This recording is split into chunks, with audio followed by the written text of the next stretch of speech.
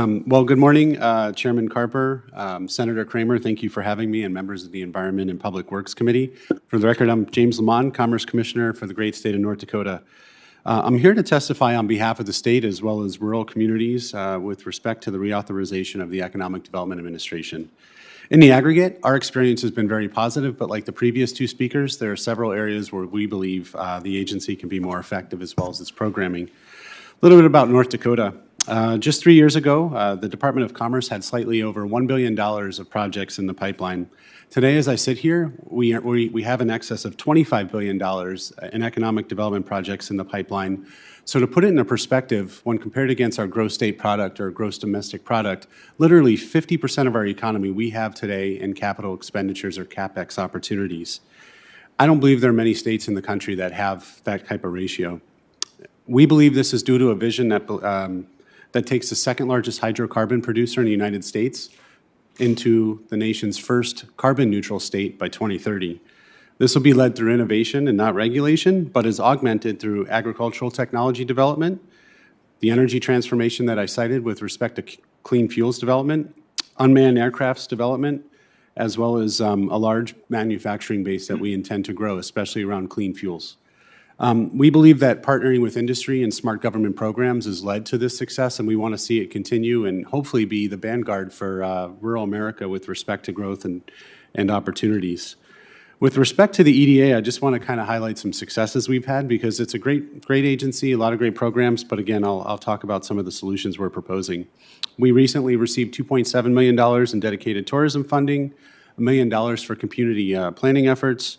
City of Grand Forks received $1.1 million, and in that $1.1 million, their first tenant, Foreign Innovation Center, also known as Air Autonomy, recently outcompeted dozens of global companies and international unmanned systems for $1 million prize. Millions of dollars in funding for UAS planning. We will be the first state in the United States to have unmanned systems capability, and we'd like to thank the Federal Aviation Administration for being proactive and responsive to our needs. We're commercializing a number of sophisticated technologies as a result. And then the technical assistance funds, just like many of that were mentioned by my peer here from Delaware, they help commercialize activities relatively quickly as well. So thank you. Albeit small for a small state, these grants do make a big difference. However, as you consider reauthorization, we would like to request a few adjustments. First and foremost, we find that a lot of the programs are sort of top-down, and as a result of that, it's very difficult for us as a state to acclimate and also utilize those programs to their full advantage. So in effect, programs that might work for the coast don't necessarily work in the middle part of the country. So by shifting rural development to focus on a sort of bottom-up strategy, because our communities do know, as evidenced by the $25 billion in projects I just talked about, we do know where we need to go using an asset-based approach for rural development. We'd also like to see the prioritization of community self-determination through meaningful local participation, leadership, and ownership of these programs.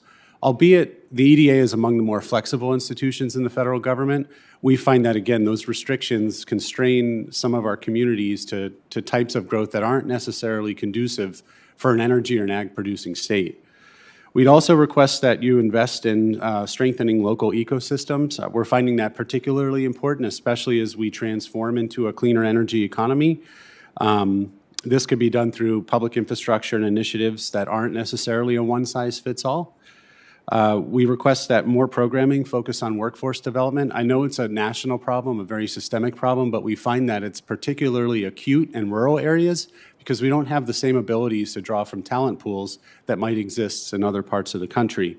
And sometimes these programs actually aggravate the problem. So we're asking that people take a hard look at, especially in the Intermountain West, how the dynamics work from an employment perspective before these programs are prescribed. And then lastly, a less stringent approach would help rural communities transform their economies. An example I can give are coal communities. We have the largest lignite reserves in the United States, and we look at a program like the recently $300 million that was set aside for coal communities. Well, the problem we have is we have the largest lignite reserves, but at the same time, we've been grouped into a category that limits us to $5 million. When you're looking to convert and transition to hydrogen projects or transform the use of coal for rare earth elements, which is national security as well as commercial applications, or if you look at it from the prism of developing other products like fertilizers, $5 million really doesn't get us far in the grand scheme of things when you have $300 million and we kind of have approximately 15% or so of the coal community footprint.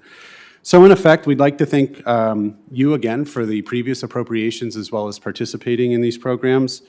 This is the time for rural America to kind of come together and utilize these programs to their full advantage. And as a result, we're asking the federal government to join us on this journey and help us grow that $25 billion pot to something bigger. So thank you.